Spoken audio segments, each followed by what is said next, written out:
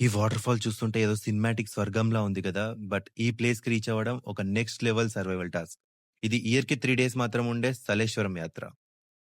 Journey start అయింది నా bike పైన. GoPro on, of road mode activated. ఆ రెడ్ శాండ్ ట్రాక్ పైన రైడ్ చేస్తుంటే డస్ట్ లిటరల్లీ ఫేస్‌కి కొడుతుంది. ట్రెక్ పాయింట్‌కి చేరుకోవడమే ఒక క్రేజీ అడ్వెంచర్ బాసు.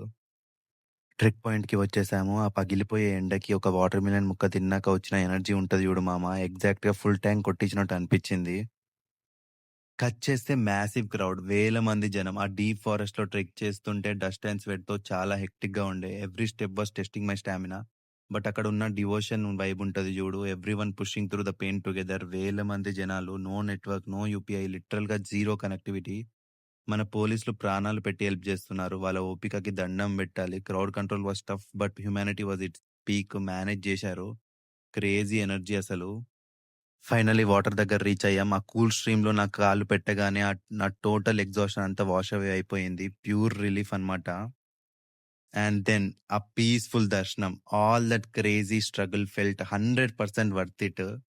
రిటర్న్ జర్నీలో బాడీ అలసిపోయిన మైండ్‌లో ఏదో ఒక కొత్త క్లారిటీ. ఈ మ్యాసివ్ ట్రెక్ నుంచి వచ్చిన స్పార్క్‌తో I'm building an Achampet based SaaS project.